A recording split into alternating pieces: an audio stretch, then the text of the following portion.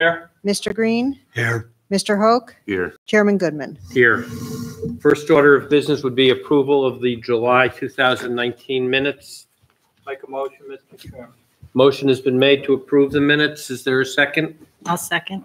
Motion has been made and seconded. Is there discussion on the motion? I believe the minutes are July 17th. Okay. Yes, July 17th, 2019. Thank you. Hearing no further discussion, I would ask if we could call the roll. Mr. Frary, Yes. Mr. Lateif, Abstain. Ms. McGinnis, Yes. Mr. Daly, Yeah. Mr. Green, Yes. Mr. Hoke, Yes. Chairman Goodman. Yes, minutes are passed. If we could call the first order of business, please.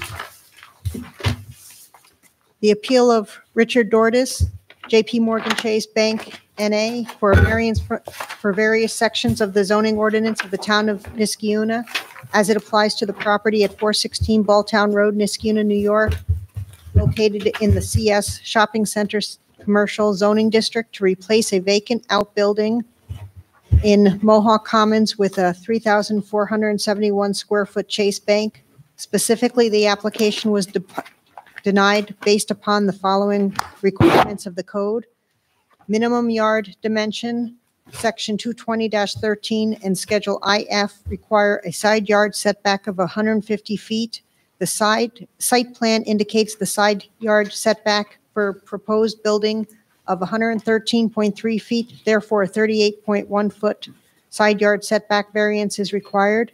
And B, calculation of parking spaces. Section 220-19B2 requires one parking space per 2,000 square foot of gross floor area.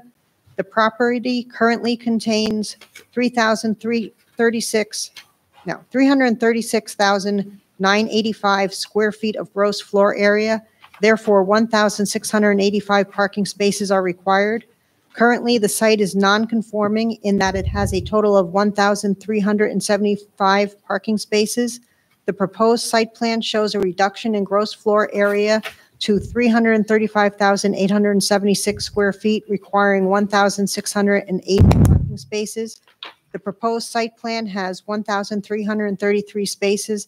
Therefore, a variance of 347 parking spaces is required.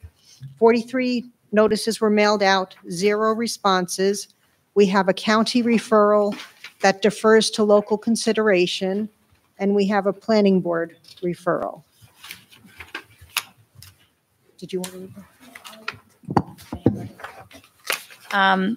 So the planning board has the ability under section 220-48.21 of the zoning ordinance to waive certain design guidelines within the shopping center commercial zoning district. And in the original denial that's in your packet, you can see they took action on directional signs, section 220-48.22G2, and section 220-22A3. The planning board voted 7-0 to grant a waiver to allow directional signs to be 5.69 square feet at this location. Let's see, section 220 temporary signs, sections 220-48.22G2 and section 220-22A8. The planning board voted 6-1 to grant a waiver to allow a temporary sign to be 32 square feet at this location. And then the applicant at the time had asked for a freestanding sign. The planning board voted 7-0 to deny a waiver for the freestanding sign at the location. On the two variances that you're looking at tonight, minimum yard dimension side yard, so it's the distance to the lot lines. The planning board voted 7-0 that the side yard setback reduction had no effect on the comprehensive plan. They felt the proposal was minor and comes mainly from the unusual lot configuration in Mohawk Commons. They felt the new proposed building was more walkable and had a better layout for pedestrians. As far as suitability of use on that variance, the planning board voted 7-0 that the side yard reduction was suitable for the property because they felt Chase was pursuing the ideal layout for the tenant space. And so they recommended 7-0 to the zoning board that they grant the variance. On the calculation of required parking spaces, section 220-19B2, the planning board voted 7-0 that there was no effect on the comprehensive plan. The trade-off for slightly less parking spaces was more green space, which they felt was something that Mohawk Common really needed. The suitability of use, the planning board voted 7-0 that the parking reduction was suitable for the property. They felt that the parking was a good configuration for the site. 43 spaces is ample parking for this use. Most banking is quick, and the ATM further reduces the need for parking. They did not feel the proposal was stealing any parking from surrounding businesses, as there was enough to accommodate this use, and the businesses that were short some parking spaces had existed that way since Mohawk Commons was constructed with no problems. Therefore, the planning board voted 7-0 to recommend the zoning board grant a variance for 294 parking spaces. They also took action on the freestanding signs. They voted 6-1 that the additional freestanding sign had no effect on the comprehensive plan, had an effect on the comprehensive plan, I'm sorry. They felt the request was linked to the zoning code, which specifically stated no individual businesses should have a freestanding sign. And they felt the code noted the prohibition for a reason. They also felt that the freestanding sign was not suitable at this location. They voted 7-0 that did not bring any benefit to the plaza or individual businesses because plenty of signage was still allowed on the facade, and they did not want to set precedents for other businesses. So they recommended 7-0 that the zoning board deny this variance request. At the end of the planning board meeting on September 26, 2019, the applicant formally withdrew the request for the freestanding sign. So the freestanding sign denial is not a part of the application before the zoning board tonight. Okay, thank you. Just as a point of order, what is the effect of the waiver by the planning board on the two issues? They're not before us? They're not before you guys. So what exactly is before us at this time? So you have the minimum yard dimension side yard setback to the lot line and the parking space calculation requirements. Those are the only two issues that are before us. Correct, because the freestanding sign was withdrawn. And if we had this structure as a freestanding structure on a lot of its own, would the parking spaces be sufficient under our zoning ordinance? Yes, they would. If you could, please state your name, address, and set forth the application, the reasons for it, and the justification, and what efforts have been made to mitigate the need for it. Sure. My name is Jennifer Porter. I'm the attorney for the applicant, JP Morgan Chase Bank. I'm an attorney with the firm of Chiesa, Shahinian, and Giantomasi, which is located at 11 Times Square, New York, New York. I'm here tonight on behalf of the applicant in support of our request for 2 area variances. As indicated by Ms. Robertson, the first variance is seeking a side yard setback variance of approximately 38.7 feet. The code requires a side yard setback of 150 feet for the shopping center, which is a rather large setback, but it's in connection with the entire shopping center parcel. And as I walk through the application and the justification, you'll see that as it relates specifically to this site, it's really derived in part because of the fact that certain lots were carved out of what used to be one unified parcel for the shopping center. And that essentially requires us to seek that 37 feet. We're approximately 111.3 feet away from the property line from that internal lot line within the shopping center. And that's really what drives that variance. The second variance, as indicated by the planning department, relates specifically to the overall number of parking spaces. What's again unique with respect to this variance is that the shopping center, prior to Chase coming to the site, was already deficient in terms of the existing number of spaces provided versus what was required for the center. What we're doing is actually a less intense use in terms of parking requirements than what previously existed at the site. And we're actually continuing to maintain more than sufficient parking, as planning previously indicated, than is required for our use. However, because the overall shopping center demands a parking requirement of 1,685 spaces, just by virtue of the elimination of one use and the creation of another, we still are within the realm of that deficiency, that overall deficiency which exists. And so that's why we're seeking that relief from the board this evening. So in New York, the 5 factors that the board is asked to consider in connection with the grant of an area variance are the area of the surrounding neighborhood and the character of the existing community in which the site lies. You're asked to look at whether or not there are any feasible alternatives for the applicant to pursue, substantiality of the variances that are being sought, whether there is any impact on the physical or environmental conditions in the neighborhood, and then lastly, whether or not it's the application is the result of self-created hardship. So when we looked at these factors in terms of the overall balancing test as to whether the benefits of granting the variance outweigh the detriments, and taking them kind of one by one. So let's start with the setback variance. In terms of the character of the neighborhood, if you look at sheet C2, which is the overall site plan,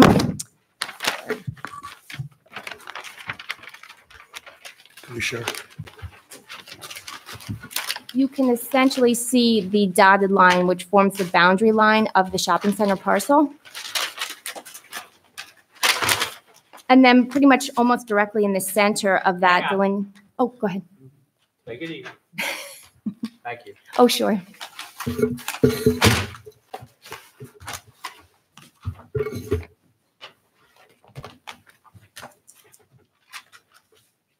Thank you.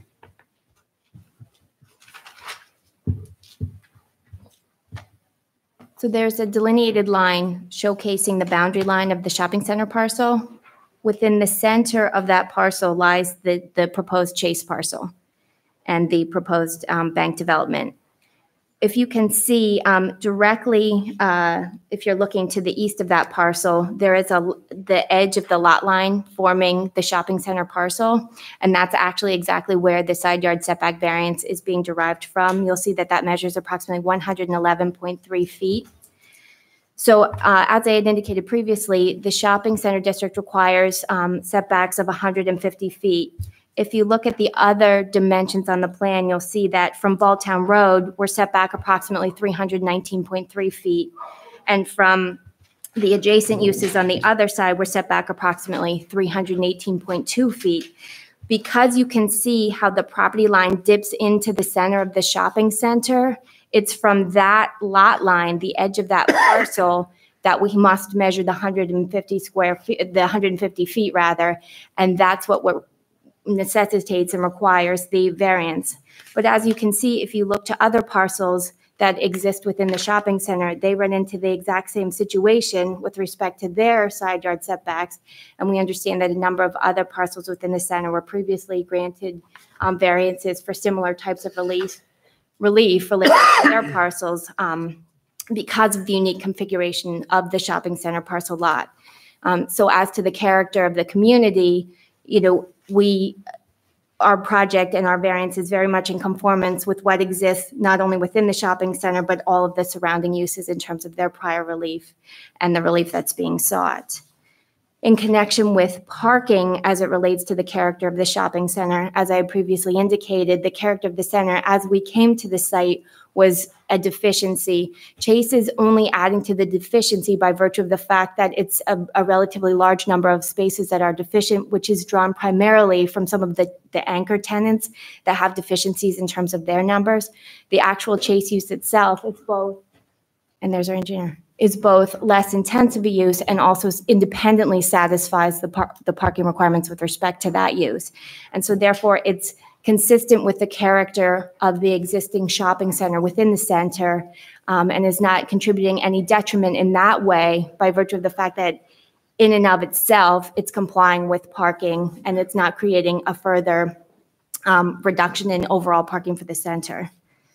With respect to the second criteria in terms of feasible alternatives, Chase looked at potential ways in which they could resituate the building so that it would have less of an impact in terms of potentially the side yard setback or create the ability to create more parking, but ultimately came to the layout that's proposed and that's shown before you because that allowed us to create the maximum amount of green space at the center, which is something planning previously referenced is something that's much needed in terms of this overall center, which as you can see from this drawing is a vast land of asphalt.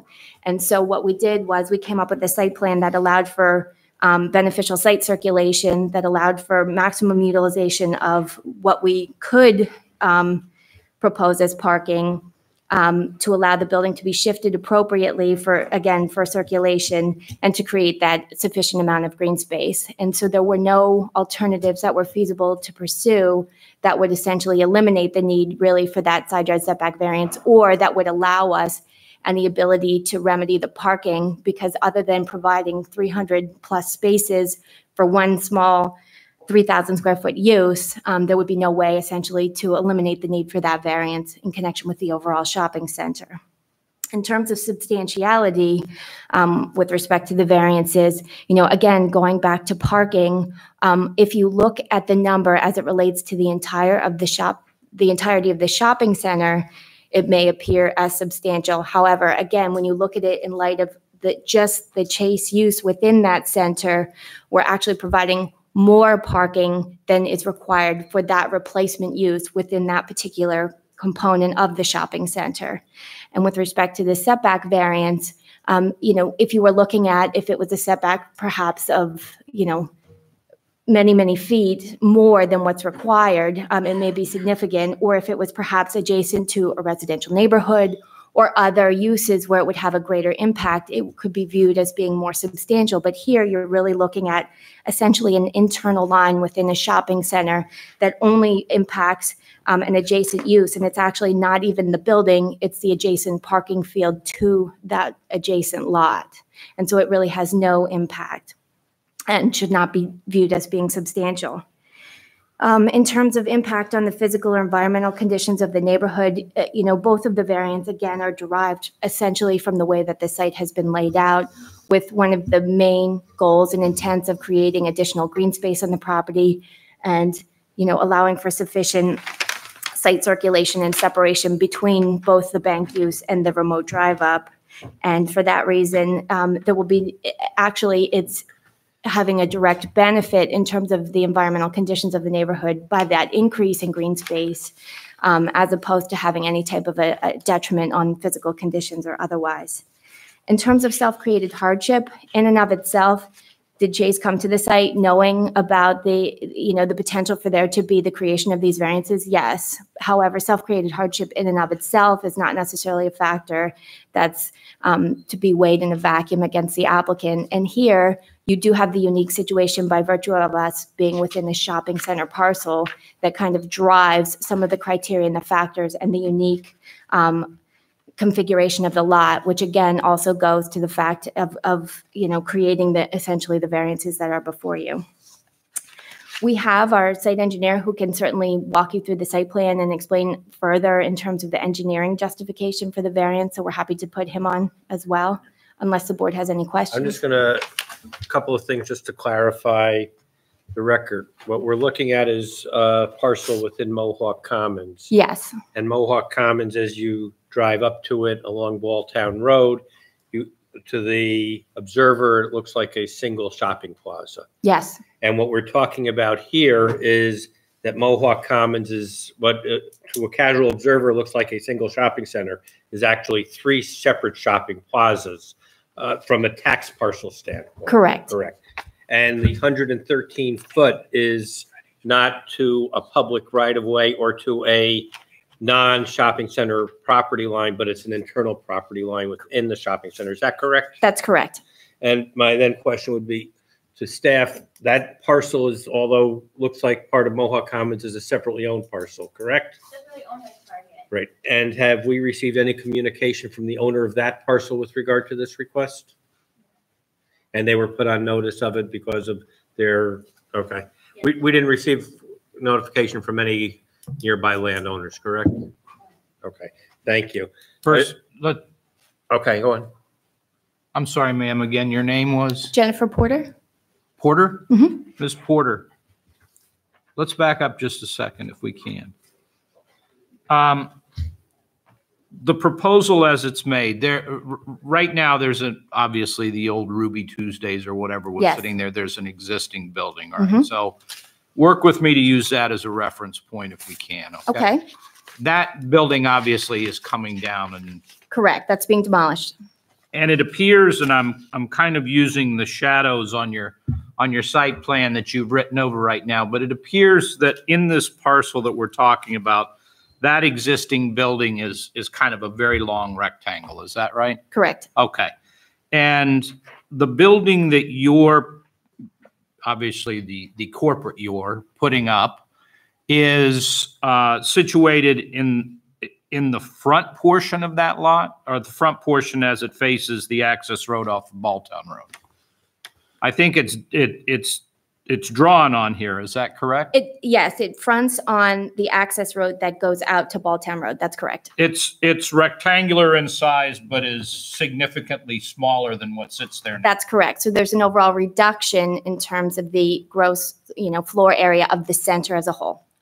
And it appears that the need for the side yard setback is because of the way your rectangle is set. It reduces the side yard area, necessitating a setback. Correct, because it's drawn from the outer limits in terms of our leased parcel, exactly within the center. Right. So in other words, the building that sits there now has a very large, quote unquote, side yard, whereas yours, because the rectangle is situated differently in the parcel, reduces the amount of side yard there. Yes. But in actuality, what we're looking at is a building that is significantly smaller than exists there now, That's correct. creating actually more space. Overall, yes, Overall, some of it, obviously, that's going to be paved and is parking space. correct. Okay. Issue number 2, I know that we're talking about overall parking spaces through the whole lot. Mhm. But just humor me a second and talk to me about the spaces on your parcel. Okay. It appears, and I may be incorrect, and Laura, you may need to help me, but it appears that there are, even though we're looking for a parking space variance, it appears that the spaces, and maybe it's just because the way it's drawn, that you've got on the lot are more parking spaces than exist there now for what was the Ruby Tuesdays? Or is that just, No, No. that's not correct. okay. I believe that No, there, they're down to 43. They're down to 43 parking. Hang on, and everyone. 85. Yep. I appreciate everybody's help, but Ms. Porter and I are having a nice conversation, so we're going to keep that up, okay? Ms. Porter, I was clearly incorrect, so help me out in terms. sure. So I believe if you look at the existing conditions plan, C3, it doesn't have the overall calculations, but it shows the parking field in connection with the existing building. And I believe I roughly counted it's approximately 81 or 85 parking spaces with, it looks like 4 handicap spaces.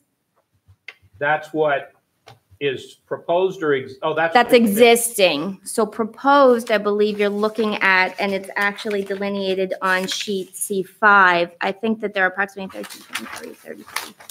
43 parking spaces for the proposed Chase Bank parcel. You're going from 85 to 43. Okay, and it appears that the difference in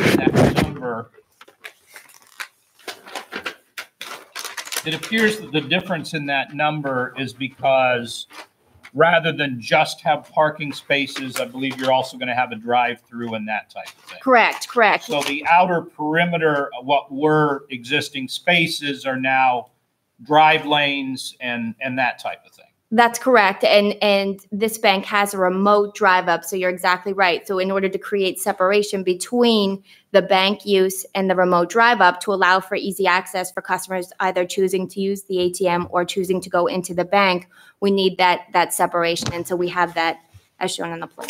Is there anything, either an industry standard or some type of experience that your client has in terms of sort of an average hourly customer use or something? We usually service 25 customers an hour, anything like that exists that could guide us whether the parking spaces actually on your lot are sufficient for the anticipated. I realize it's, you can't ever anticipate. Right. So generally we look at a number of factors, and usually it's based upon the number of employees that are proposed for the site, whether or not you have an ATM, and it essentially is drawn from the floor plan. So you look at the number of offices that will be provided in terms of the number of representatives that are coming, not just as employees of the bank, but potentially the customers that they will serve. And so we average from 6 to 12 employees, and as a result of that, that drives a specific amount of spaces. Then we have a bank manager that drives another space. Generally, in terms of our ATM customers, because it's a remote drive-up ATM, they're simply utilizing the drive-through and carrying on their way. So they're not necessarily taken into consideration for the overall parking counts.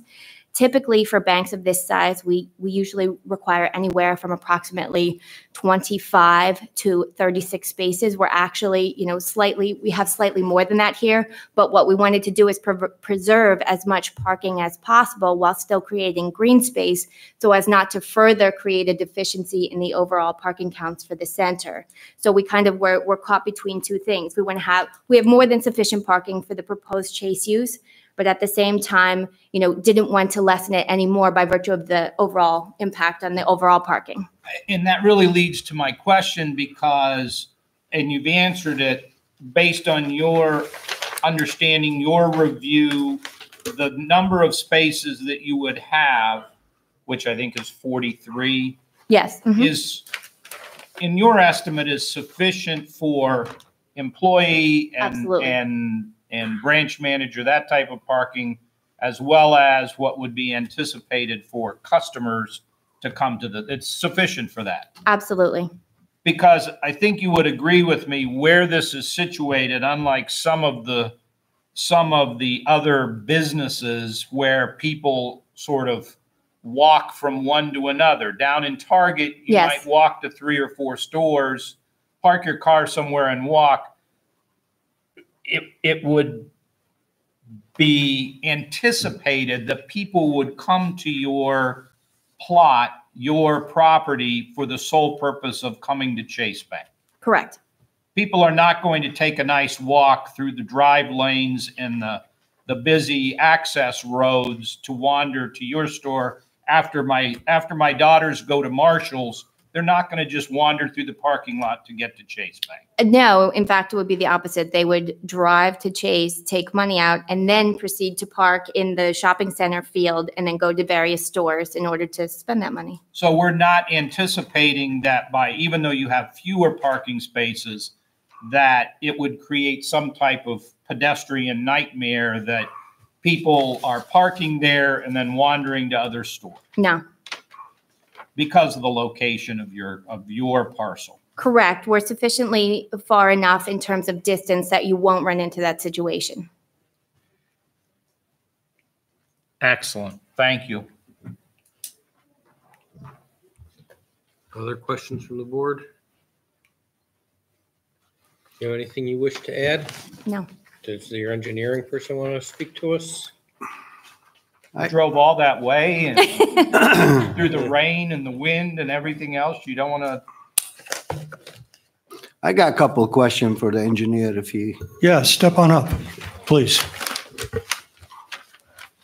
If you could just state your name and address and employment for the record. Sure. Good evening. Zachary Chaplin from Stonefield Engineering and Design, located at 584 Broadway in New York, New York. Civil engineer for the project. Okay. Before we start asking questions, is there anything you wish to add? No, I think Ms. Porter did a great job summarizing the overall site. I think just looking back at the site plan and looking at what was there currently with the Ruby Tuesday, the major design criteria for us was a balance between providing good site circulation, but also adding in as much landscaping and buffering as possible. And of course, providing a good balance of parking, as Ms. Porter mentioned. Okay, questions from the board? yeah, Mr. Chaplin, the building square feet of the existing one right now is 4580 square feet. And the new building that you guys putting in is 3471. So my question to you, does that add the drive-through and everything when you say in the 3471, or it doesn't include the drive-through? No, it does not include the drive-through. So can you tell me where's the drive-through, what would be the measurement, or I have some boards if just an estimated number? in terms of, Would it be the same size like it used to be the Ruby Tuesday, or? the drive-through is a remote drive-through. What it is it's 4 columns with a canopy on top. And then, of course, like the actual ATM itself, it's about, I would say, 12 feet wide and probably the length of a passenger vehicle. So Okay. somewhere in that ballpark. All right, so about 400 feet, you would say? maybe a little bit less, 300 to 400 square feet. Okay. Okay. And can you tell me a little bit about, we talked about green and adding some, as I support the planning, they said we could use some green there, which is true. I think we could use a little park in there. But can you tell me a little bit about comparison to the parcel there, or that measurement you have, how much green you're going to have?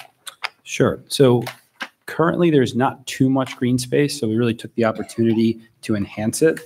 We are proposing, we are proposing about 10 deciduous trees, 8 evergreen trees, over 150 evergreen shrubs, and roughly 40 deciduous shrubs, as well as, a variety of perennials, grasses, and ground cover and things like that. Okay, so your plans, if somebody's driving down in, what's that road? Not Balltown, this one here.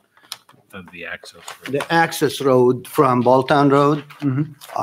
is some of the plants will be on the side to the access road? Correct. So there's a couple of mature existing trees that we're going to protect, and those will remain. That's actually right at the corner when you drive in, and then we're going to have a bevy of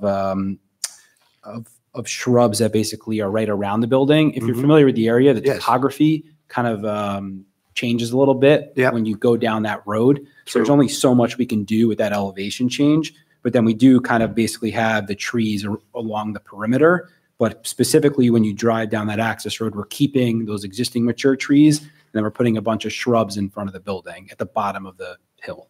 Okay, appreciate that. Yeah, I think you guys had that included. Just wanted to make sure here.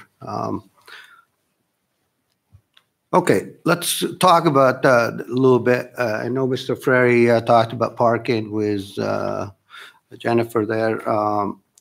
Miss Porter, sorry about that. I was blanked out for a second about the last name. So the parking, it looks like the whole parcel of, you guys will be renting this property, I would take it, the Chase, right? So the whole property looks like they had 1,677 parking spaces. And it looks like because now with the Chase Bank, if this has been approved, it will be 1,602 parking lots. So you guys kind of cut it down to my calculation. If I calculate it properly, probably 43 parking down to 43. But it seems to me the calculation from the total of the above chart you guys provided and the bottom chart, it's 1,602. Can you explain to me, because if I'm looking at the Chase column, if you look at the Chase column, it said Ruby Tuesday 85 current spaces. They don't have that chart. I made it. Oh, you made that. That question is for you. All right, that question is for Laura. Sorry about that. So Laura, it looks like under Ruby Tuesday column, it said 85 parking, and in the bottom with the proposed Chase, it said 43. But if I subtract that 43 from the 85, if I'm correct, it's 43. We say 43 parking, but I'm looking at your total on the right side column of 42. 42. So I'm looking at the right side of 1,677 to 1,602. I'm just a little, I didn't do the math myself. I should have, but. No, it's okay. So the top line, if you look at the current spaces and you go to the total, the top line right now, the total parking spaces with the Ruby Tuesdays existing is 1,428. If you go to the bottom, the proposed space, the top line is what would be built if they received a variance, which is 1,386. And the difference between that is 42. So, and the difference between Ruby Tuesdays 85 and Chase is 43. The reason that the green numbers aren't the same is because the square footages are are different, and there was an existing sort of nonconformity with Ruby Tuesdays. So if you're just doing the calculation based on the square footage, it's different. Yeah, so if we're doing the square footage just for the Chase Bank instead of the whole lot, so basically they are eliminating the need of all these spaces, Yeah, right? right. That's why the square footage numbers aren't the same as what the existing parking spaces is. Right. Yeah. That's what I'm getting at. So in a way, you guys are helping the overall property with the parking spaces for cars because it's a one owner. It's not like, so that, Yeah, so they're by reducing the square footage of their building, they're reducing the need of 4 parking spaces by 5 right, but that's for the whole lot, for the whole property. right? Mhm. So in the future, when we have something else in front of us, that would be added to that calculation. Right. Okay. All right. Thank you. Sorry about that. I didn't know she provided us this beautiful chart. So that explained to me some of the questions I have. Thank you very much. Just a few questions, if I may. How many handicap parking spaces are you going to have in the Chase parking lot if your variance requests are granted? So since we have the 43, we're required to have 2, which is what we're providing. And where are the 2 located in relationship to the structure? So the 2 are located directly in front of the structure. It's a little offset from the main entrance just so that the ramps don't get in the way. All right, so the handicap parking is close to the building and not far away in the parking lot, correct? Correct. Great. And how do you, what calculations did you make when you were, as I understand it, balancing between parking lot and green space? Just tick off some of the factors that you used to make that balance. Well, a lot of it just comes to the ultimate layout of the site, like where we place the building. You know, I think under the existing condition, the building is right in the center and there's parking all around it. So what we did was we tucked the building closer to the access road and created just simple drive aisles with, you know, perpendicular curb cuts. And I think that just improves the site circulation a little bit. And then when it comes to the parking count, you know, that's where we kind of have to balance what Chase needs, what the requirement is. But we also didn't want to just have an excess of parking at the same time. You know, like the current existing condition, we did tail it, you know, take it back to a certain extent. But bottom, I think to answer your question, a lot of it has to do with the layout, because once you create these parking rows, you know, that's what we're using for the parking. And then we're able to just take the rest and landscape it, specifically the perimeter, which is what you'd want to landscape in, you know, for a site like this in a shopping center. Got it. And I'm looking at the diagram in front of us. There's going to be a perimeter of green around essentially, looks like 95% of the bank, correct? That is correct. All right.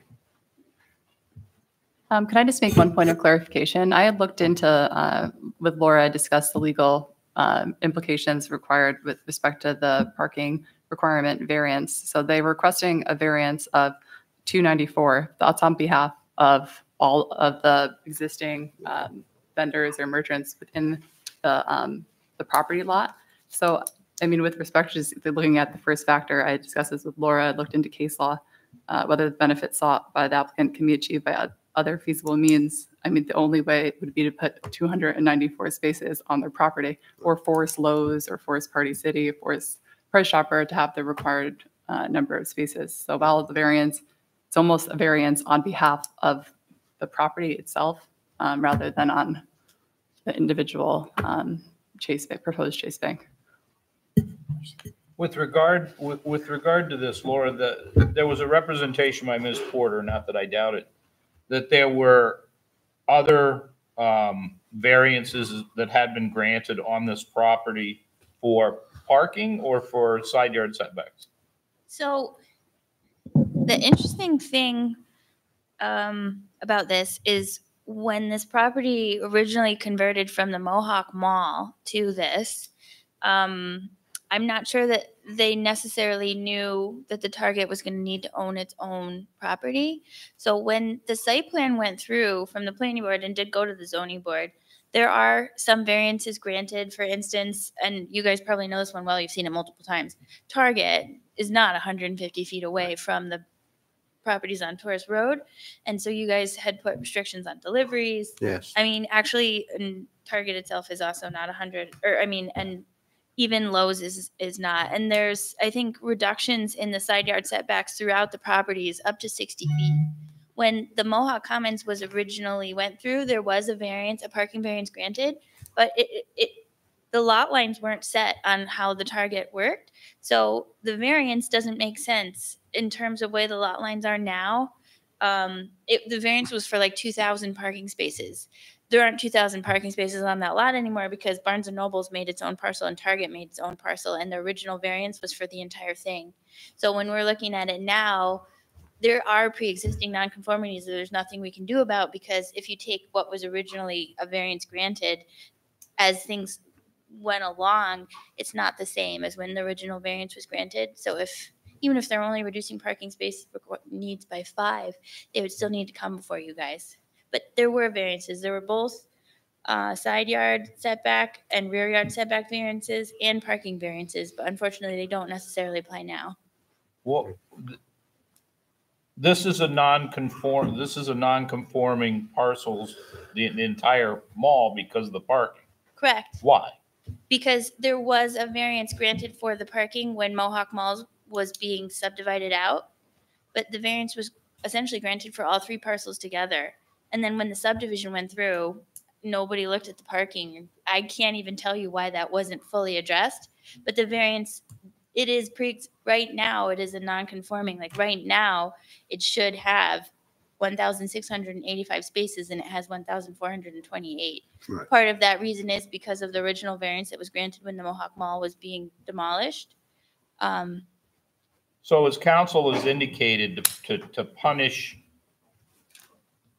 Chase on the parking issue is really a product of some type of prior administrative whatever issue that created a non-conforming situation that obviously they have nothing to do with. That's completely correct. Yeah. And But we can't ignore it. Like if we. No, I'm not suggesting we do ignore it, but I think more appropriately, this board has to acknowledge Yeah.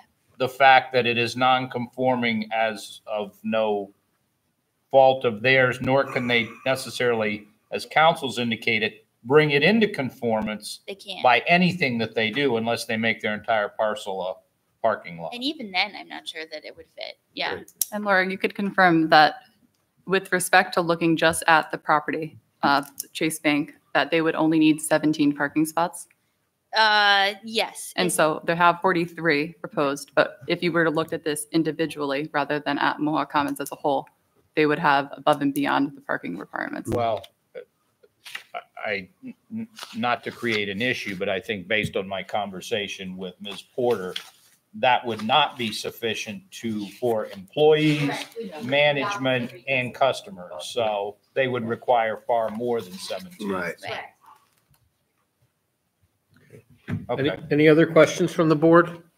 I'll Anything? just add 2 quick things. Okay. One is we are reducing impervious coverage within our extents by 20. Can you say that again? We are reducing the impervious coverage within our project limits by 20%. It's almost about 10,000 square feet. So it is a significant amount.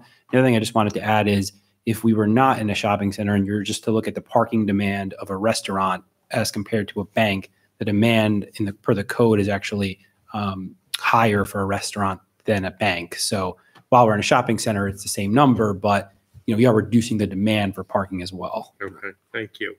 One other quick question. Based on your very nice drawing regarding green space, are you changing the curb cuts in this location? Yes. And you're adding a curb cut on, and I don't even know the name of the road, but it looks like you're keeping the curb cut in the bottom, I'll call it, of the property as it's depicted, but adding a curb cut on the road. That's correct. Have you spent any time out there watching the traffic flow? Yeah, so we've taken a look at this, and really what it has to do with is just site circulation and a typical customer. I'm just going to grab this because it's easier to talk through. But if you're coming in and you are going right to the drive-through, so if you're coming in through the southerly entrance, you turn right, go into the drive-through, and then you circulate the site, it's just that counterclockwise direction to have that second curb cut is important. And what we did was we set it back pretty far away from that main intersection, far enough that we believe there really shouldn't be any significant impacts from adding that second curb cut. If anything, it'll help the internal traffic flow within the bank area. Back to my question, did you spend any time sitting out there watching it? I have been to the site, and I have, looked at it for a certain amount of time. How long? I was probably at the site for about an hour. Okay. Well, acknowledging it's not within our review in terms of that, but it's something that the planning board raised as well, and it's something that we definitely discussed at length. okay. Any other questions from the board? Anyone in the audience who wishes to be heard for or against the applications? Hearing none, I would ask if any member of the board wishes to make a motion.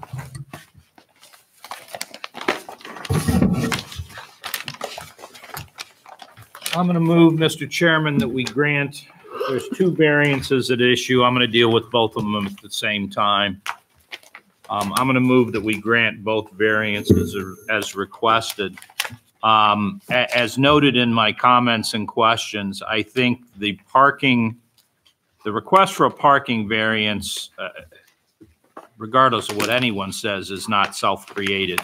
Chase is left with a mess that was created when this Mohawk Commons was put in place, however it occurred, and I'm not sure I still understand how it occurred, that it became a non-conforming structure or non-conforming property long ago, and absolutely nothing that they do could correct that or even really reduce it in any form or fashion. So in terms of being self-created, it is not. At least in terms of the parking, I find well, it may appear it's approximately 30%. The side yard setback is not necessarily substantial.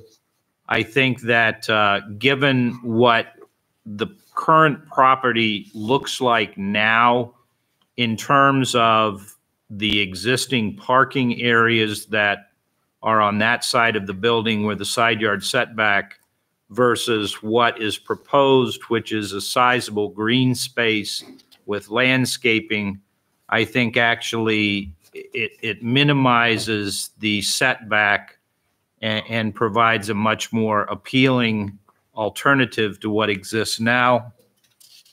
I think that in terms of the character of the neighborhood, if we can call Mohawk Commons a neighborhood, we're adding green space. We're reducing the actual size of the building. I think in terms of, as has been acknowledged by the folks from Chase, we're not going to create traffic issues. We're not going to create increased traffic flow because the old days of going to the bank and spending time inside are probably gone, making myself sound old. But it I think will create, with the benefits that they've brought to this property, will create a positive situation with green space, with reduced building size, and putting both a viable and a what is going to end up, I assume, being a good neighbor in that area, if we can call it that. The feasibility issue, can it be done in any other way, as council's indicated? Not with the parking. It's impossible to do it with the parking. They've inherited a nightmare. And in terms of the side yard setback, I think to achieve the flow that they're looking on the property with the freestanding drive-through, you need to have a certain amount of area to allow that flow of traffic, which means you can't put the building in the middle of the property. It creates other issues that with safety and whatnot in terms of the freestanding drive-through. So I think there is no other feasible alternative that would eliminate the need of the two variances, either the side yard setback or obviously the parking space issue. I think for those reasons, Mr. Chairman, I would move that we grant both variances. The motion has been made. Is there a second? Mr. Chairman, I second the motion for all the reasons stated by Mr. Frary, and also I'd like to add a couple things of myself. I think this property is going to look a little nicer. It's going to have some green on it. I think Ruby Tuesday has been out of business for 3 years maybe. I think the property had flood in there. I think there's issues. I look forward to see a new building in there, and I think they're going to do a good job from the presentation and also from what Mr. Frary pointed out. So I second the motion. Motion's been made and seconded. Is there discussion on the motion? Hearing none, I would ask if we call the roll. Mr. Frary? Yes. Mr. Lataif? Yes. Ms. McGinnis? Yes. Mr. Daly? Yes. Mr. Green? I'm impressed that there will be a change, placing some greenery in what otherwise appears to be an asphalt desert. Also, I think that we have a nice balance between green and parking, and some of the other issues that exist are pre-existing issues, and for the reasons stated and the ones I just highlighted, I'm going to vote yes on the motion to grant both the variances. Mr. Hoke? Yes, for the reasons stated. Chairman Goodman? For the reasons that have been stated by other members, I will vote yes. Both variances are granted. I want to thank you for taking the time this evening. Thank you. Call the next matter, please. The appeal of Steve Checksfield for a variance from Section 220-18B3B and Section 220-13 Schedule IB of the Code as it applies to the property at 628 Pierce Road, Niskuna, New York, located in the R1 low-density residential zoning district, to construct a 21-foot diameter above-ground pool partially within a designated side yard setback. Section 220-18B3B states that the required side yard dimensions for major accessory structures shall be the same as applies to the principal building. As defined, major accessory structures are detached accessory buildings or other structures in excess of 120 square feet. A pool at 346 square feet is a major accessory structure. Section 220-13 Schedule IB establishes the minimum required side setback at 20 feet. As proposed, the pool will be located 8 feet from the side property line. Therefore, a 12-foot side yard setback variance is required. 9 notices were mailed in September and 0 responses. Sir, if you could please just state your name and address, what your application is, and what efforts you made to mitigate the need for a variance or the size of the variance, and why you concluded you needed to come before us tonight. Stephen Checksfield, 628 Pierce Road, Niskuna. I'm here today to get a variance for an above-ground pool in my backyard. Where I am having the problem with the area of trying to put the above-ground pool in my backyard, where I had bought the property and where our septic line is and the septic tank and all the stuff that runs the house and the plumbing runs right down the middle of my backyard. I had just had $20,000 redone to my backyard with topsoil and grass seeding, 6-foot vinyl fence all the way around my yard for privacy. And if I were to try to move the pool anywhere else, it would either be in the middle of my yard, which would be right on top of my septic tank. Or if I moved down the opposite property, the side of the property, it would still be 8 to 10 feet from that property line. The problem with our property is that our property lines are not squared. Everything runs at an angle. So all those property lines where we are, everything runs at an angle. So no matter where we put our pool, it's going to be that difficulty of setting that far away from the property lines. I have gone to both of my neighbors and asked them about what they thought. They had no problems with me putting a pool in that area because it's set in the back. Nobody can see it. I have 4 arborvitaes that are also inside the fence for privacy and protection, things of that nature. Questions from the board? Mr. Chexfield, Yes. on the photo that we have attached to your application, it looks like there's some type of structure directly behind your house. Was there an existing pool there? That's something we generally. Oh, okay. That's just,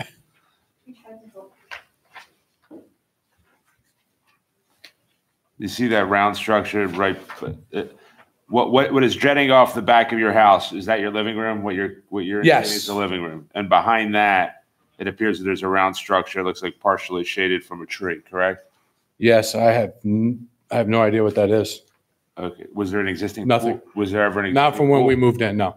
Okay. There was nothing in the backyard. The only thing that was in our backyard was trees in that area.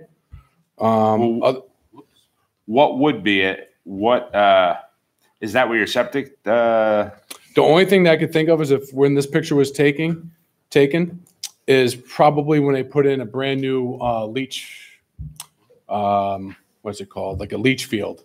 They put in a brand new tank for all the water to evaporate through to go out to the backyard. Okay. That's the only thing I could think of what that could be. Other than that, there's no other structures. Because I mean, this one doesn't even have my fence around it. So I don't know how long ago this was taken. Okay, so if I understand you correctly, the reason that you couldn't put your pool in that location or somewhere as close by that would be that you wouldn't need a variance is because your septic system is back there, runs Correct. right down the middle of the back of your yard from your living room. Is that correct? Yeah. So if you see the add-on addition in the back of the house, if you were to take the septic tank, the leach field comes out right in the middle of that section, and it goes all the way down to the back of the yard, and I have 3 leach lines going to the left, and then the leach line going all the way to the back with a big tank with stone and gravel for all the water to evaporate. Because the back of our yard slants slightly backwards, so that's where all the water drains. So I spent, like I said, $20,000 on getting our whole yard redone with topsoil and item 2 and stone and gravel and everything else to get rid of all of the water and stuff in the yard. Okay, and where you anticipate putting the pool would be, if you're looking at your house from Pierce Road, would be to the right of your living room. Yes. Between the right of your living room and the addition that jets off the back and the property line with 622, correct? Correct. Okay, and have you spoken to your neighbor at 622? I did. And she's a rental. And I asked her what her thoughts were. She said she doesn't care. She's not home. I asked her if she could get me into contact with her landlord, and he never got back to me. And I also had, when I was putting up my fence, I also asked him about putting up the fence on that side, and he never got back to me as well. So is there a fence on that side of the border between 628 and 622? There is. It's a 6-foot vinyl fence for privacy. So the 6-foot vinyl fence, if you look at the house, the back of the house, there's a fence there's a gate. So it goes all the way over to where that line is. It goes all the way back, and then it goes to the left and all the way back over to where 634 is, and then comes back connected to the house. So the whole backyard is secluded. And have you, what steps did you take to investigate the placement of the pool and other locations on your property? Well, I just did the measurements. Have you had who's going to be installing the pool? A-frame.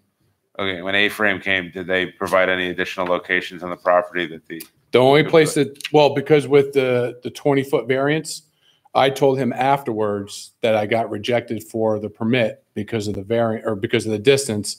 He had said the pools that he has done hasn't seen that big of a foot variance. So when he did that, he came back out, and that's when he had said there's no other place you can put it except for right in the middle of your yard, because that would be 20 feet from both side properties.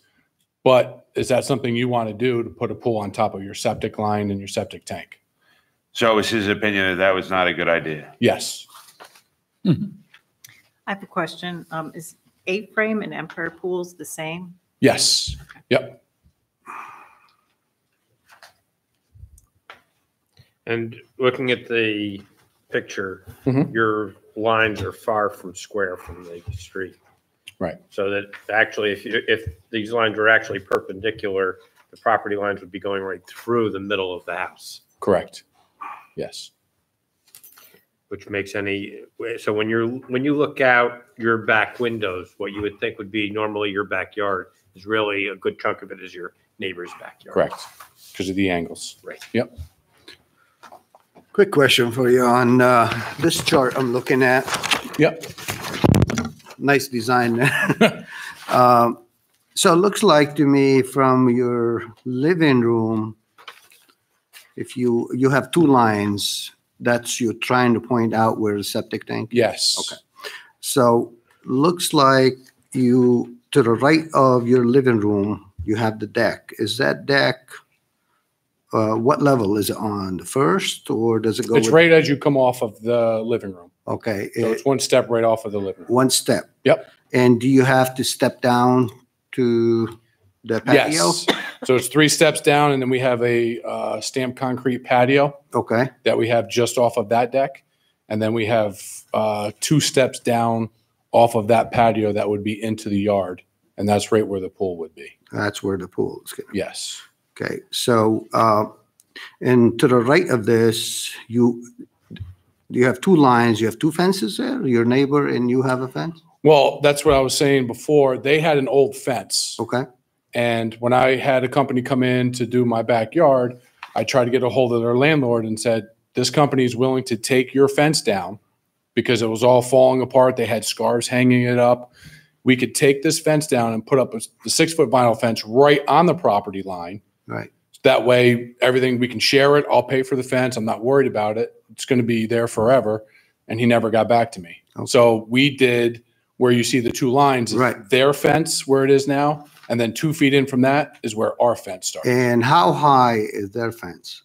Like Theirs is about 6 foot as 6 well. foot Yep. too? They had the 6-foot wooden fence that had been there for years. And does that fence, I know it's not in front of us tonight, just curious, does that fence go all the way to the front of the property or to the back of the house? Theirs?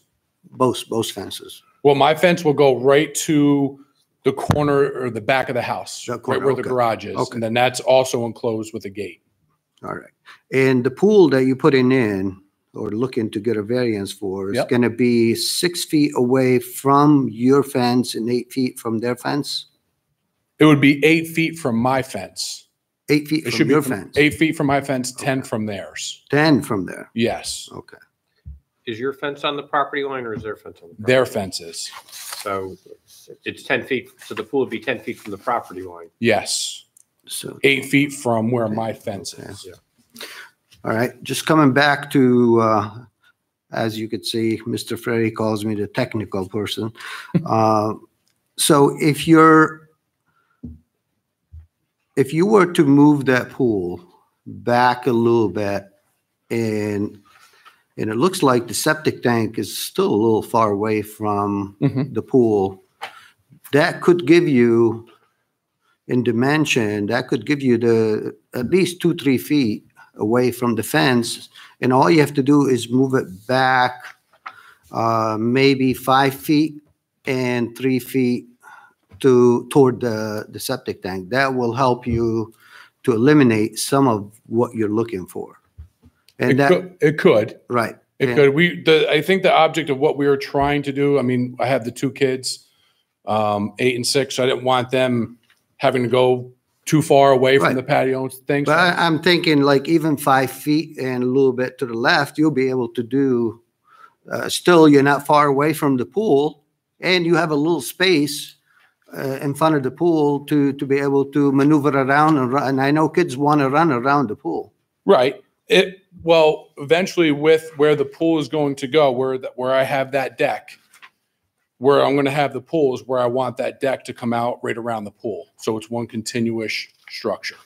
So if I have the pool farther down, then I can't have a nice deck to sit around with the kids. And All right, let me reword this. So did you look at other option to move it the way what I was trying to tell you to eliminate? I did. And that's, like I said, again, if I went farther down the yard, as you get with the angle, it's not really creating much. I might gain a couple of feet, like you said, right. But I didn't think of the positive outcome of moving it 2 feet down where I could have it a little bit closer. For the 2 feet, I didn't think it was that big of a. Because you're looking for a 12 feet side yard setback. So it's not much. And it looks like to me, you can do it easily without losing a lot of, You probably could. I didn't want to get it anywhere close to where the dry well was and the septic. So if you were to take that line and go all the way back, Mhm. so right where the septic line goes from the add-on addition to the house, it goes back, and then we have a 1,500 gallon concrete tank that goes out and around. Then from there, you have the leach line that goes back, and then the dry well. So if you're putting a pool anywhere within a couple of feet from there, you're not supposed to drive heavy machinery or anything Right. over that. So if I'm trying to get something happens to the pool or anything else, I'm still going to be getting near my septic lines, the leach field, the septic tank. And I tried to stay as far away from there as possible. Okay, thank you for answering my question. Other questions from the board? You have anything else you wish to add? No. Is there anyone in the audience who wishes to be heard for or against the application? Sir, if you could please come up and state your name and address. My name is Robert Drallman. I live at 630 Leishkill Road. I don't know if the board's considered that Department of Health in Schenectady would have certain offsets from the septic tank and leach field for decks and pools. Okay, and he would have, the building department would have to make sure that he met all of those regardless of what the zoning board does. Correct. And sir, do you have a sense that he's not meeting those? I just thought it was not mentioned, so I thought I'd mention it. Okay, thank you. So Mr. Drillerman, I think that the point that Mr. Drillerman was trying to make, if I understood it correctly, would be that to the extent that the pool was moved to a location that more centered in the backyard, it might not even be feasible to actually place it there because of the location of the septic tank. So when we got around to permitting the actual pool, that could still be denied, notwithstanding the variance. Is that your point, Mr. Drillerman? Yes. Okay. Anyone else have any questions? Would anyone like to make a motion on the application? Mr. Chairman, I make a motion that we accept the applicant. He's in a peculiar spot here. He's got a septic tank there. And this gentleman got up and said something about the septic tank. But there's no undesirable change in the neighborhood. We haven't had any letters come in, did we, Lou? No letters came in for it or against it. He drew a fairly good picture here of what he wants. Can you move the pool 5 foot, 2 foot, 3 foot, whatever? But I don't think it's anything that he could avoid. I mean, the guy's got a septic tank there. So we got to work around that somehow. So I would make a motion that we accept the application for what he said. There was no It's not going to be undesirable in the neighborhood. He's got a fence. He's got 2 small children that he doesn't want running around over the septic tank, which you shouldn't, by the way. So for those reasons, I say accept the Motion has been made. Is there a second? Sure, I'll second the motion. Motion has been made and seconded. Is there discussion on the motion? Hearing none, if we could call the roll. Mr. Frary, I'm going to vote yes on the motion. Clearly, the applicant has, because of the location of the septic tank, because of the configuration, which is not unusual on Pierce Road, the configuration of his plot, he doesn't have a feasible alternative.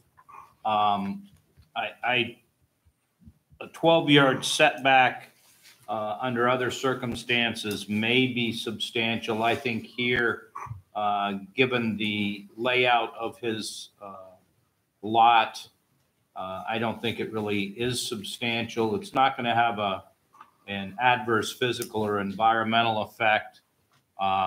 He's based on at least on the submission and the photographs we had, he's got a fairly wide open lot in the back. He's bordered by a fence, so it's not going to be something that's going to be tremendously or readily visible to the neighbors. And as Mr. Daly has indicated, we have not received any adverse communications from anybody in the neighborhood. Self-created is possible, but it's not determinative in terms of our inquiry. So for those reasons and the reasons already stated, I vote yes on the motion. Mr. Lateef, I'm going to also vote yes, and I think the applicant has done a good job, and it looks like to me he spent a lot of money on the property by enhancing the back of it. And the difficulty of where he wanted the pool is not self-created because of, again, the lot setup and the septic tank where he has it. Ms. McGinnis, Yes, for the reasons stated. Mr. Daly, yes for the reasons stated. Mr. Green, Yes, for the reasons stated. Mr. Hoke, Yes, for the reasons stated. Chairman Goodman. For the reasons stated, I'll vote yes. The variance is granted. Thank you for taking the time to come here this evening. Thank you, ladies and gentlemen. Have a good night. You're welcome. If we could please call the next matter. The appeal of Christopher Racho for variance from Section 220-53B and Section 220-13 Schedule IC of the Code as it applies to the property at 2262 Dean Street, Niskuna, New York, located in the R2 Medium Density Residential Zoning District, to construct an addition partially within a designated side yard setback. Section 220-13 Schedule IC requires a side yard setback of 15 feet. Section 220-53B allows an addition to a non-conforming structure that brings it no nearer to a sideline than the existing structure, or 1/2 the required distance for the zoning district, whichever is greater. As applied, the minimum side yard setback requirement becomes 14.8 feet. As proposed, the addition will be 11.8 feet from the side property line. Therefore, a 3-foot side yard setback variance is required. 13 notices were mailed out, 0 responses. Sir, if you could just state your name and address, your application, the reasons for it, and what efforts you made to mitigate the need for the variance. Okay, my name is Christopher Rocco. I live at 2262 Dean Street in Niskuna. I come tonight to ask for a variance. My wife and I want to make a little more addition. We want to enlarge our eating area and put a kind of a formal dining room on the side of the house. We originally lived on the other side of Balltown Road in Orchard Park in a large ranch, couple boys, grandkids, and everybody's kind of gone away. So we decided to downsize. Well, we downsized a little too much. We went from almost 2,500 square feet to just about 1,500 square feet. So we have a lot of furniture still stored in the basement, including a dining room set, chandelier, that kind of thing. when we get together for the holidays, we have anywhere from 15 to 20 people. The year after we moved in, we put a kitchen addition onto the back of the small cape, roughly 200 square feet. We did not, unfortunately, give much thought of pushing that out to the side of the garage. We had some plans drawn up earlier in the year by Nolan Engineering. He originally, we also had thoughts of actually taking the garage space, using that and going out just to the back of the addition that was done a couple of years ago.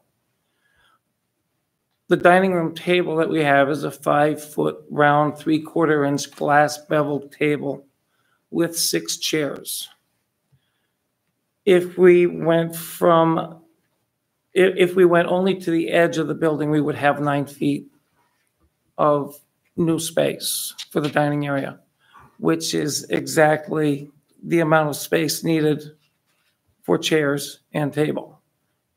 We couldn't put up a china cabinet, and there would be no room to even back up chairs or sufficiently walk around the table.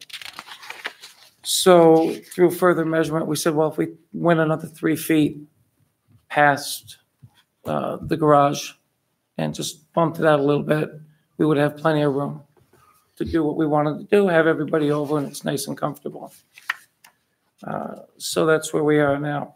We thought about going out, keeping the side of the garage and going out back, but then we're not square. We can't go from table to table and have a nice flow and open area. So it kind of doesn't make it very comfortable for everybody. Sorry about my voice. It's kind of allergy season here, so I'm losing it. I did talk to our neighbors, and we did actually at one point thought about moving. We did have the house on the market, but we really don't want to leave where we are right now. We like it. We like our neighbors. Very comfortable there. They saw no problem with doing, and they would prefer us not to leave. I think they've been living there for over 20 years. I did put a couple photographs in. If you look at, and I actually didn't realize until today because I didn't have my glasses on, but I had written that the existing structure or the new structure would come about halfway to the fence. It's more like it's past that. It's closer to 3/4 to the gate. That's the 3 feet from the side of the house. 3 feet. Yeah, to where the gate is. There's still almost 12 feet. And there's some significant woods, lilacs, brush that we keep between us and the neighbors. I think it would be very difficult to see, actually. The structure is a 1-story with a shed roof going towards the back. It's kind of hard to see from the street, given, cars parked in there in the driveway, and you can see by the other picture, it's basically going to create about a 12 by 12 foot room for us to have. That'll be even with the new addition of the kitchen that we did a couple years ago. How long have you lived there now? We've lived there 4 years this past September. Previously, we were at 2349 Knowles View for almost 17 years. There, we had a kitchen that would seat 25 people at one table, so we were kind of used to that. Questions from the board? Yeah, I got a question. This is the one you were pointing out, right? Yeah, that's that space. So- That's the back of the garage. That's the back of the garage. You're gonna add a room to the back of the garage? That room, yes. And the And- wall is where that's the new kitchen addition there. This one here? Yes. And that's about gonna here, come down. you have a chimney. Is that a? what No, is that? that's the No, that's the electrical power. wire. That's the So what are you electrical. gonna do with That'll that? be moved along the side of the building. So it'll move We've out? already spoken Okay. to the electrician about that. Okay, and you'll be eliminating that door? That door going into the garage from the back will be gone. Okay, So that'll be a solid wall. That'll be closed off. all right. And Okay, to we be still more also- clear, so it will be 3 feet out from the garage? Correct, because that's the existing wall. Right now, it is 14.8 feet. Okay. Okay, so So we're the gonna- garage would remain as the is? garage remains as And that is. extension from the kitchen, that room will have 3 feet extra? Correct. Okay. And the back of the room will be even with the back of that. And are you gonna have windows on that new room Yes, to your neighbors? And have you talked to your neighbors, show them your new design, what you're gonna do? I explained to them what we're gonna do. Okay, They have a small backyard, and again, there's a lot of brush in between it, and they're out there with their dog from time to time, and we talk all the time. okay, And they said, well, you know, whatever you want to do, we don't want you to move, okay, you know. all right. Everybody gets along very well there. And you're not gonna have any basement in there? No, there is no basement, just like that's in the kitchen addition. It's Okay. just gonna be, you know, kind of like that false bottom. I don't remember not right now what it's called. Okay, can you explain to me a little bit how the roof is gonna be? Because it looks like, I have similar roof in my kitchen and it's tough. It's always giving me an issues. So is this gonna be higher and tilted down? How No, is it's it? gonna be tilted down towards the back. So it's gonna go down this way? Yes, it's gonna come down, well, it's gonna come down from the garage towards the back of the yard. Okay. All right, thank you. Other questions from the board? Is that would a, maybe I'm not seeing what the, oh, that's the electrical line in the back of the Yeah. garage. That's not a stovepipe. That's the. No, that's the electrical going in right now. Okay. And the exterior is going to be matched to what you have now? Correct. And the same thing with the shingles, obviously.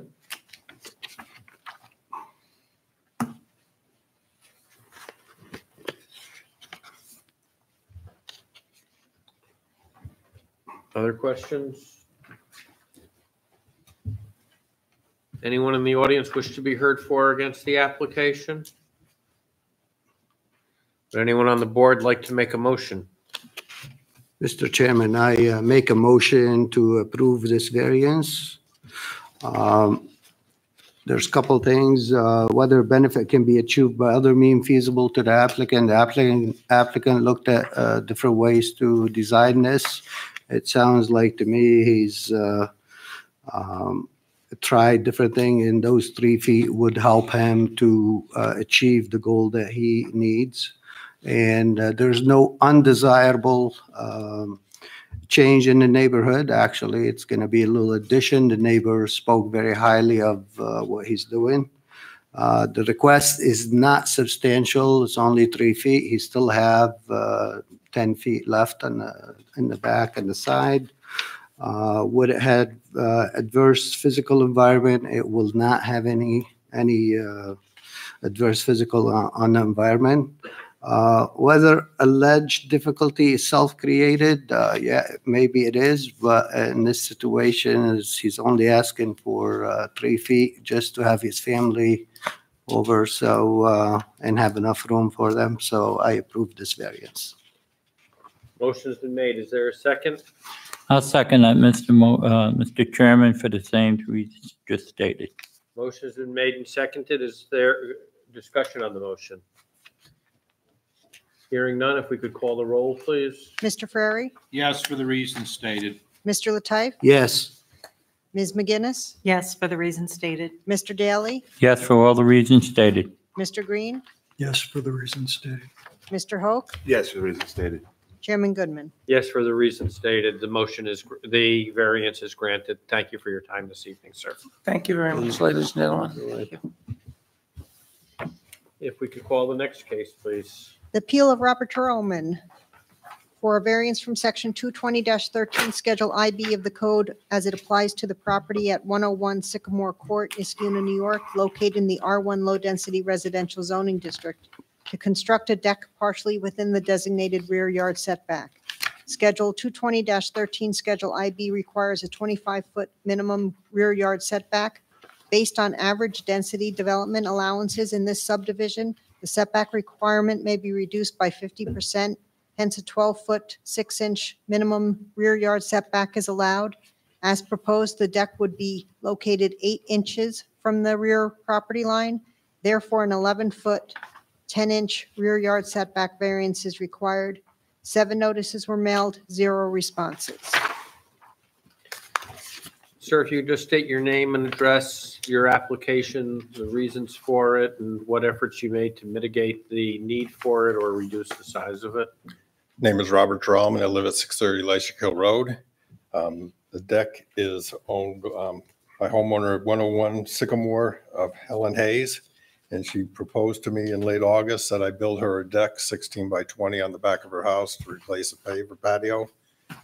And at that time, I told her that I didn't believe that she had enough setback, that I would propose it to the town and see what we could do. She provided me with a plot plan and showed me that I was actually correct, that she did not have the proper setback. And I'm here to propose that you allow me to build it there because of some extenuating circumstances.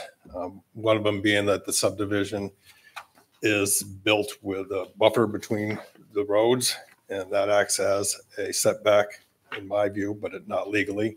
And she is on the end of a cul-de-sac, so anything that was be built in her backyard is obscured from view from everybody else. And there's a tree, the buffer between her property and the back property. The road behind her is all treed, so they don't see anything either. So Property behind her, do they own to that property line, or is there some easement or something in between? I'm not sure the legality on that. What? The town actually owns it. The town owns that area? Okay. Yeah, the forested area behind the Yeah. property. Yeah. It appears from the photograph that we have that, and maybe it's just the photograph, that there is actually what I would call a backyard, but she doesn't own it. She's only, as proposed, the deck is going to come off and be 8 inches from the rear property line, but there still appears to be some green space, some open space before you hit the stand of trees. Is that correct? That is true. She maintains that property. It's a grass area. I don't know. Obviously, she doesn't own it, but she maintains it. And there's a swale there too, so that water. But it appears a little deceptive when we say her deck's going to be 8 inches from the property line, where in actuality, there's a sizable green space there. She cuts it even before you get to the tree stand. That's true. Okay. Is it possible to reduce the width of the? Sure. Of course it's possible, but that's not what she's proposing. She'd like to be able to use 320 square foot of decking rather than having a postage sized deck. She has a patio and she's getting on in years, and she does not want to step down the 4 steps that she has to get to grade now. She'd like to have the deck built flush with the rear door. So there's a handicapped issue for her. I don't know if she's a legally handicapped individual or not, but she is getting on in years. And what's the dimension of the deck? 16 by 20. 320 square feet. Math is never my strong point, so I have to have the just by that. So thank you. And it is just out of curiosity, because of the way she wants to utilize the deck, is it going to be a low deck? Is it a regular size deck? What? The deck is going to be approximately 24 foot above grade. So there's going to be a set of stairs on one end. So there is access off it in case of emergency, but it's going to be flush with the rear door or the 1.5 inches from the threshold of the door to the deck surface. It appears from the other photo, again, from the photograph, as accurate as it may be, that at least as you face her house on the cul-de-sac, the neighbor to the left has a pool in the back of their house, and which has got to be pretty doggone close to the lot line.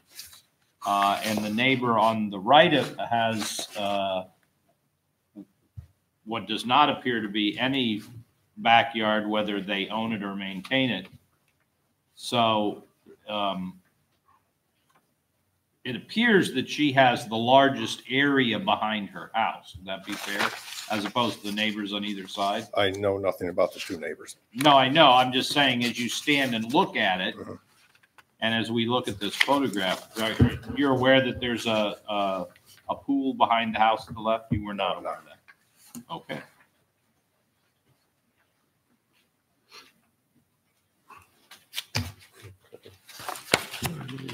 Any other questions from the board? Anyone in the audience wish to be heard for or against the application?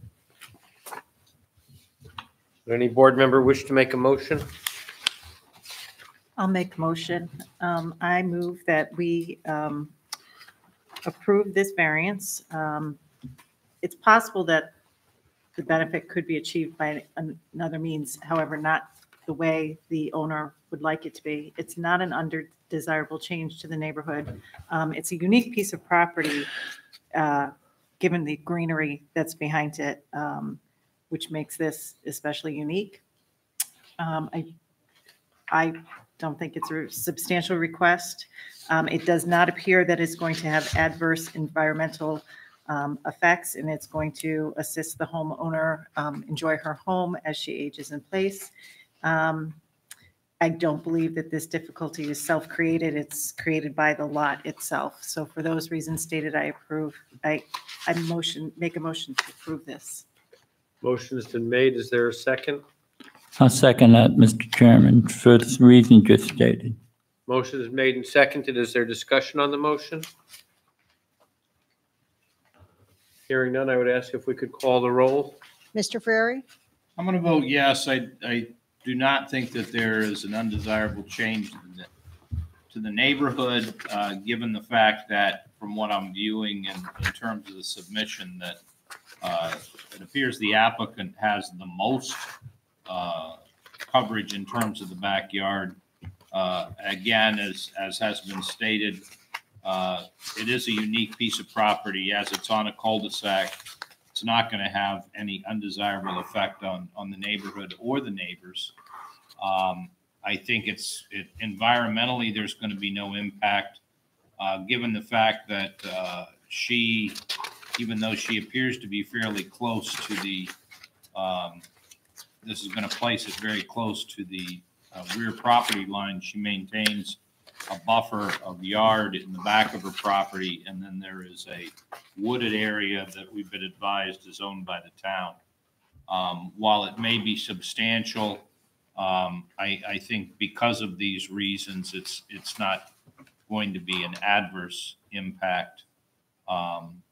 So for those reasons and the reasons stated, I'm going to vote yes. Mr. Lateif?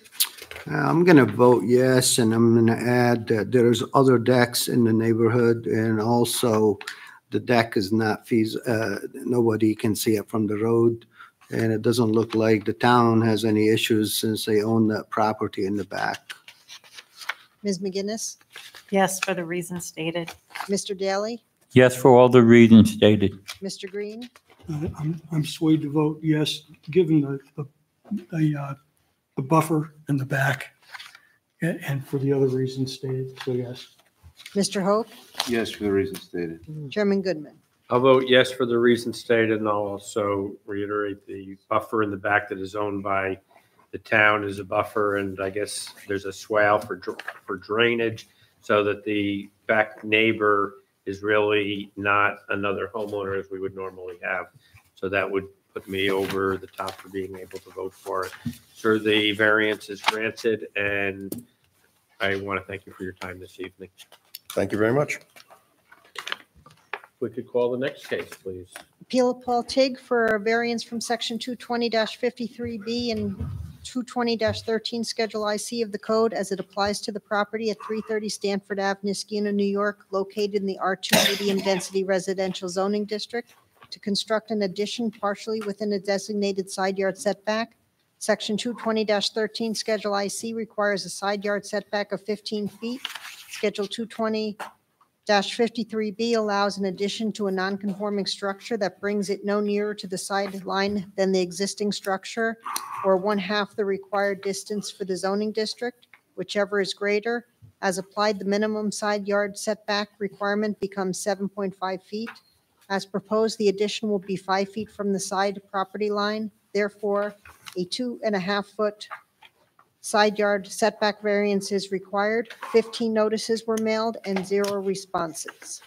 Sir, if you could just state your name and address, what your application is, and what efforts you were able to make, if any, to mitigate the need for or the size of the variance.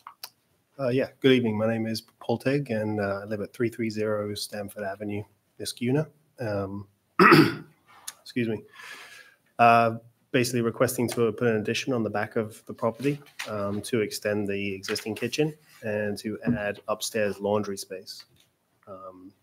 In terms of mitigating the issue, the lot that the house is built on, it's my understanding that it was created before the existing zoning rules of Niskuna town. And we're very close to the line of the property. So in order to maintain the line of the building, you'd build within inside the lines of the, the parameters of what you'd allow. We could step in and go back, then obviously you lose square footage, and then the back of the house looks unconventional. So you're maintaining the same Correct. distance and the same, you're just continuing the wall that would otherwise be there. That's correct. Questions from the board? Essentially, the entire addition is just a continuation of the current sidelines of the house. You're just going back 12 feet. That's correct. As you stand on Sanford Avenue on the right-hand side, who's over on the adjacent property? I'm sorry. So there's. Sure. You're standing on Stanford Avenue for me, Yep. please.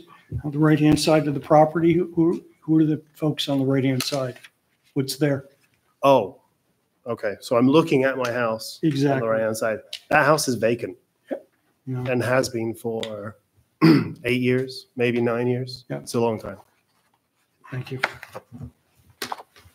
Other questions from the board? Just a quick question. You're the owner of that house? Yes. Okay. I'm just, it said property of Helen M. Hart on one of the sheets. Oh, I believe that's the original plan that was provided to me by the town. Oh, Yeah. okay. Yeah, the Just date on it's quite old. So. sounded like you were a tenant or, No, no, you no, know. no. I'm the Just owner. wanted to make sure. Yep. All right, thank you. Yeah, that was a drawing from 1949. Yeah, I wasn't around then. You weren't living in this unit? Good catch. 1949? No. Good catch. Any other questions from the board? Is there anyone in the audience who wishes to be heard for or against it? If you could please step up, give your name and address. I'm Diane Clark, and I live at 331 Stanford Avenue across the street from Paul. And although I didn't send a letter to. Excuse me, could you talk into the mic, Sure. please? Thank you. Start again? Do I need to start again? Sure. I'm Diane Clark. I live at 331 Stanford Avenue across the street from Paul. And although I didn't respond by letter, I came here tonight just to offer my support with no objections to his plans. Thank you. Thank you. Thank you. Anyone else wish to be heard for or against the application? Hearing none, any members of the board that wish to make a motion? I'll move to approve the application. The applicant really doesn't have any other means on this particular parcel to create any kind of addition to create more space for the property without doing exactly what he's doing, which is building onto the back of the property. Any addition on the back of the property is going to create a need for variance. I don't think it's going to create any type of undesirable change in the neighborhood, nor is the request substantial, given this particular the dimensions of this particular parcel create any physical or adverse physical or environmental effects. In addition, the property next door is vacant, so at least in the immediate term, there won't be any detrimental effects to any of the neighbors. And even when a neighbor moves in, I can't see that this addition negatively impacting them. Although it is self-created, that's not determinative in this particular circumstance. And a argument could be made that it's not self-created at all, given the fact that the property doesn't allow for any other additions to be put on. So for those reasons, I move to approve the variance. The motion's been made and second. There's motion's been made. Is there a second? I'll second that for all the reasons stated, Mr. Chairman. Motion is made and seconded. Is there discussion on the motion? Hearing none, if we could please call the roll. Mr. Ferrari, Yes, for all the reasons stated. Mr. Lataif, Yes, for all the reasons stated. Ms. McGinnis, Yes, for the reasons stated. Mr. Daly, Yes, for all the reasons stated. Mr. Green, Yes, for the reasons stated. Mr. Hoke, Yes. Chairman Goodman. Yes, for the reasons stated. The variance is granted. I want to thank you for your time this evening. Thank you. Have a good evening.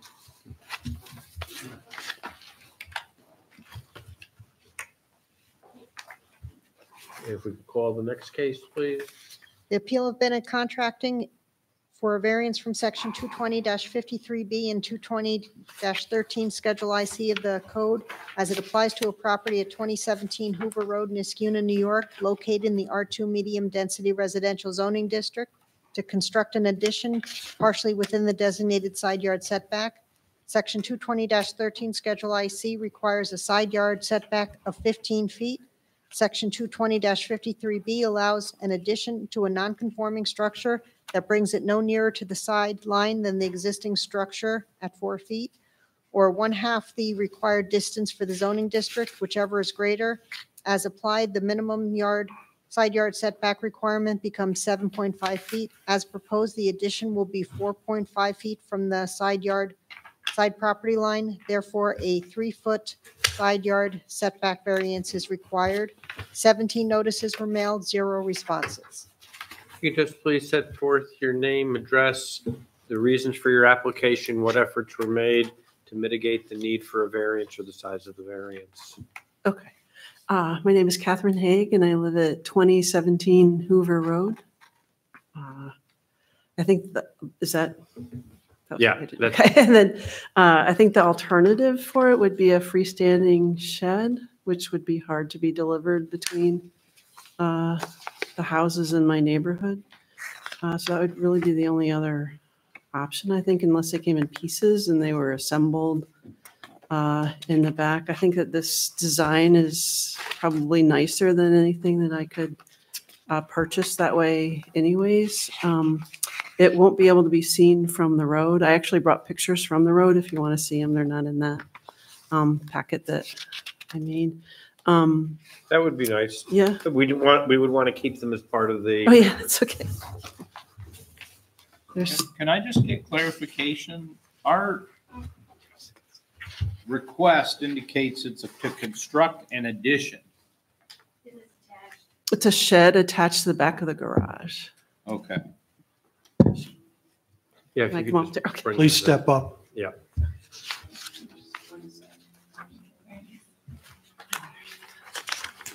Thank you. That's the garage. And she wants to show behind. So it can't be seen from the road. I don't think, very little. So that's from looking north. And then in the packet that I gave you earlier a month ago, looking from the west, I've planted some arborvitaes there, and the garage will be on the extension from the garage will be on the opposite side of that. So they'd have to look through arborvitaes, which hopefully will grow fairly fast, then through a deck that I have, plus 3-season porch. So a lot of it'll be sort of masked by those things that are there. And then from the neighbors who are behind me, who are to the north, and they would be like looking south, I've planted some blue spruce, 5 blue spruce. So they've already grown a foot in a year. So that's supposed to be just, that's supposed to be the slow year. So I think that they'll take off. So the only side really where there's going to be an impact will be on my neighbor who's to the east of me. And she has no problem with it. And I included a letter from her saying that. And it's not going to be closer to the sideline of the property than the existing garage? No, it's 6 inches back from that. Okay, so it's actually a little further away. Yeah. And you have something on the drawing with 7.5 feet that's behind the house. That's something that's already there that's not changing? Is that on the plot plan? On this plan. Okay.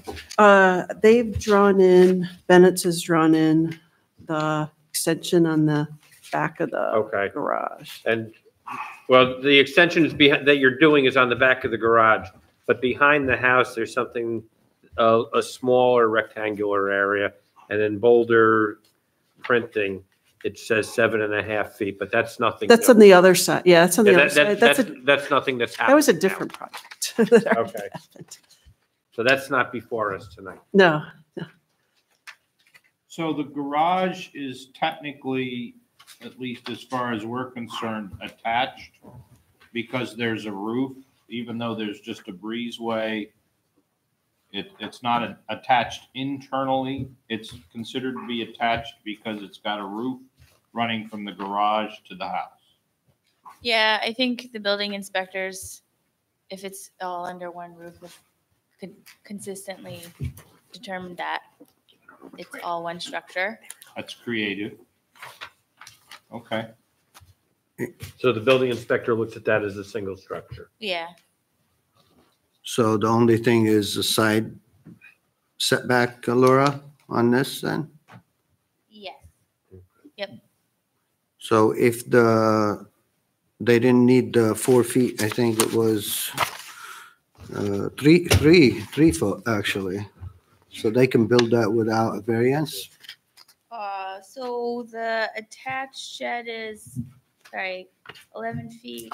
What is the square footage? it's 11 by 12, 12 feet out and 11 feet across. So it's slightly more than 120 square feet. But is it even, is it part of the main structure? It's not an accessory structure, correct? Well, Because it's attached? so the regulations would be the same, even if we don't necessarily agree that a breezeway makes it part of the house. Because even if the garage was a completely separate accessory structure, and actually even if the shed was freestanding, it's over 120 square feet. Okay. So anything over 120 square feet is going to have the same setback as Yep. as a major principal structure. So How long's the house been there? I'm assuming that 19. because there probably wasn't a variance to build the garage, it predates the. Right. I think it's 1942. And you're not going to see anything additional from the street because it's sitting behind the garage and it's not jutting further out from the garage.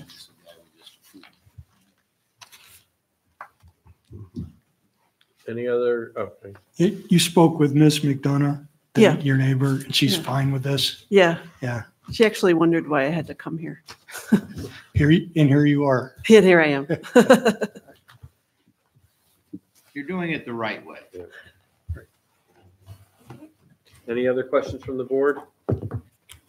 Anything you wish to add? No. Anyone in the audience want to be heard for or against? I'd sit here all night, so. Okay, if you can just give us your Yeah, name and address. absolutely. Step up. My neighbor here. Oh. Okay, my name is Bill Potter. I'm at 2012 Morrow Ave, so I sit right behind your home to the left, so.